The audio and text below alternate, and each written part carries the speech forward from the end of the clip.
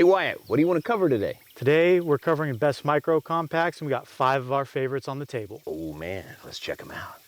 Hey folks, we're going to jump right into these, but before we do, we want to remind you one more time, please hit that like and subscribe button. Let YouTube know that you dig our content. In exchange, we'll provide you with a cringy gun meme.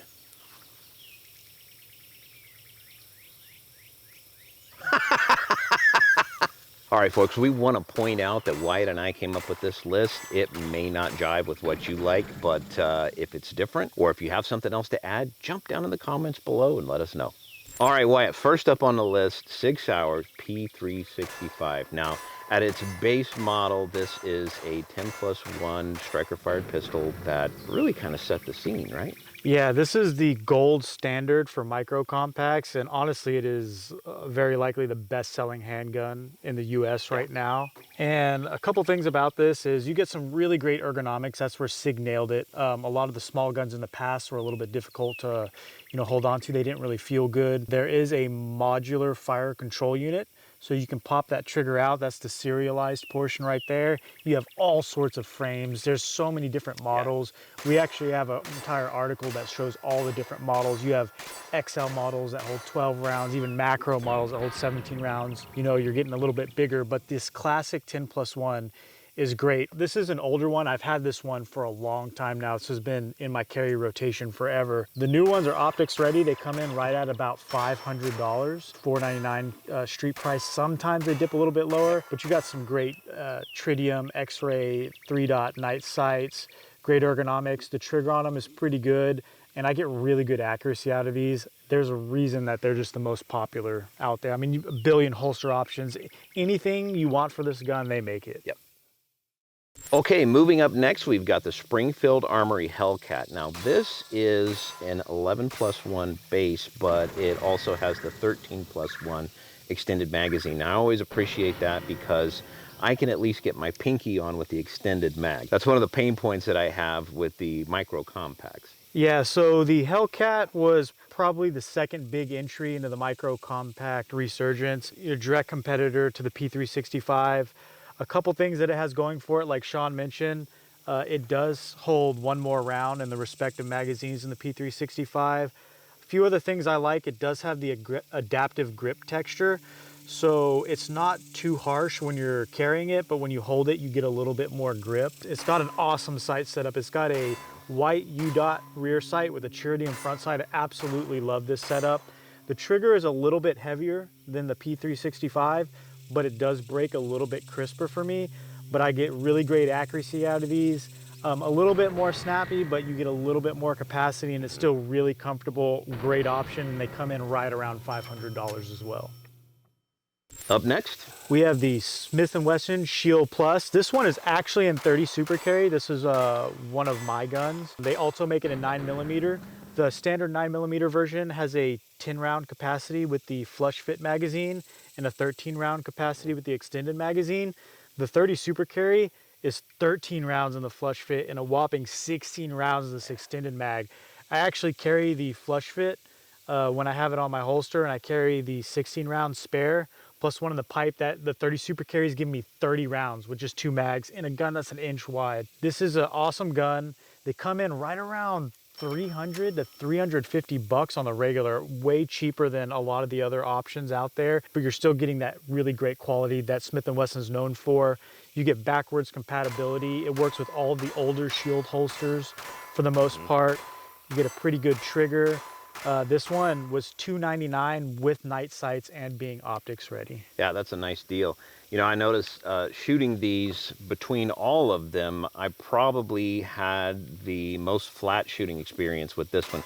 The 30 Super Carry obviously contributes to that a little bit, but I love the oval shape that Smith & Wesson uses on these, plus the trigger. You've got a nice wall, and then it's predictable, and then it breaks, and then reset is really nice. A really good trigger on these guns. Up next on the list is the Taurus GX4. Now, we have a Toro version here, and this one is important because it is a budget option. Now, when the prices are hovering around $250 for an optics-ready striker-fired pistol, that's a pretty compelling argument. Plus, you've got an 11+1 flush fit and a 13+1 extended magazine. Wyatt?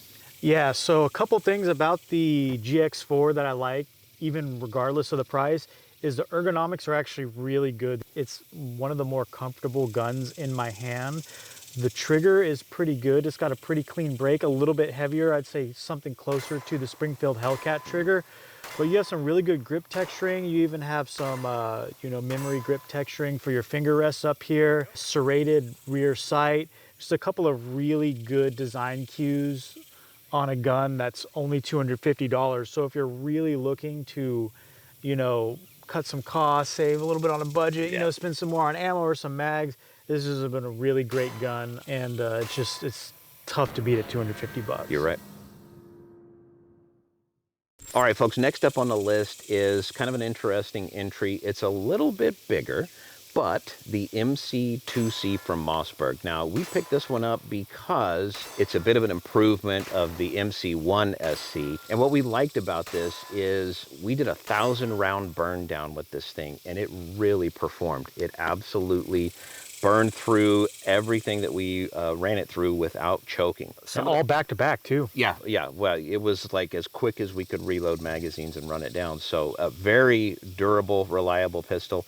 I love how low the optics sit on here, and you can see your sights all the way through. So co-witness is a good benefit to have.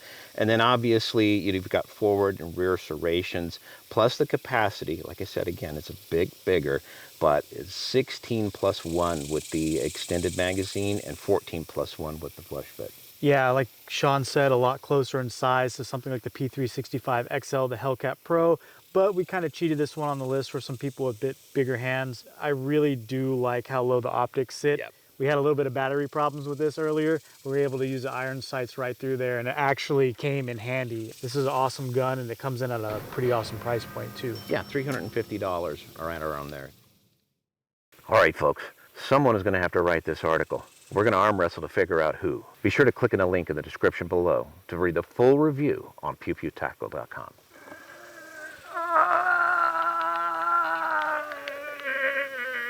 So Wyatt, now that we've discussed all of these, what are your preferences here? There's a lot of good options on the table. The first one that comes to mind, the P365. I mean, I hate to be that guy. It's like, oh, it's the most popular gun out there. Of course, they're going to pick that. I've had this gun for a long time, like 6 years or something like that. It has been really reliable. I get really good accuracy out of it. The ergonomics are pretty good. With the flush fit mag in there, it's small, it's easy to carry. I didn't even bother accessorizing mine, but a lot of people really like the fact that you can do that. I have a lot of guns that I carry. I rotate between like 30 different carry guns, but this gun has always stayed in my carry rotation. Yeah, I would second that because for me, it is one of the smaller guns that I can still get my big hands on and run effectively. Depending on how I dress, I can carry that with any setup. Like, it's light and small. It's one of the things I appreciate about it. Coming in second on this list, if you would have asked me yesterday, I would have said the Springfield Hellcat, but having shot all of these side by side, head to head with some of them before, but never all these at once, Smith & Wesson Shield Plus stood out today, specifically for me. I was getting really good hits. Typically, I'm not a huge fan of that oval shape that you mentioned. Right. I think it lends itself well towards bigger hands, but I was getting really good hits. The trigger was good. It was just working, and honestly, back to back, it felt good. And it's pretty cheap. Yeah, I think that one surprised me a little bit too. I really appreciate Smith's triggers, man. They did a really good job. And with that 30 super carry, I was just right back on with my dot every time I pulled that trigger. So impressive. Probably the best shooting, with the exception of maybe the Spectre comp on the P365. Which yeah, and that's a comp gun, a comp gun, so. Yeah, I know a lot of people aren't a huge fan of 30 Super Carry. The 9mm version shoots really well too. That little bit of recoil reduction plus the extra rounds you get in there, if it's something you're not going to be plinking with all the time, it's worth a look at. I paid $2.99 for this at a gun store. It was really cheap. These are all great pistols, but right now I'm Team SIG and Team Smith & Wesson. But the Hellcat is a very close third for me. Yeah, I didn't appreciate the Hellcat as much, just how it felt in my hand, but I can dip down and say that the Taurus clearly that's going to be one of the best budget options out there. I mean, you realize pretty quickly that you're going without some creature comforts and without some features, but for that price to be able to defend yourself, that's pretty cool. Yeah, I feel like the features are actually pretty well there on that one for me. I mean, you're missing, you know, something like an accessory rail maybe. Right. That gun is really comfortable, affordable. It is the hardest one on the table for me to shoot, Yep. if I'm being honest, but it's still very shootable. Yeah. It's just up against some stiff competition, but $250, and Taurus runs rebates a lot. My best friend got his for $199 because they had a $50 rebate on top of that, which he wouldn't have bought it elsewise. You know, it's cheap. That's what his wife would let him pay, you know, so it worked out.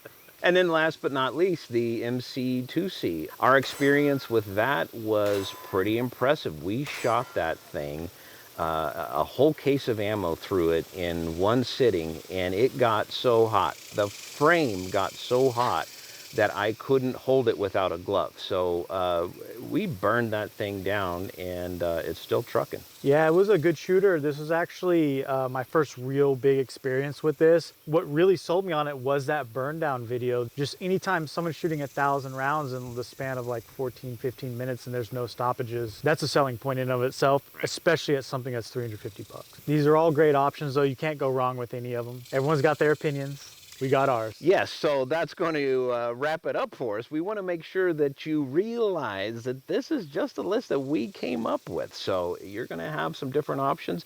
Jump down into the comments below and let us know what those are.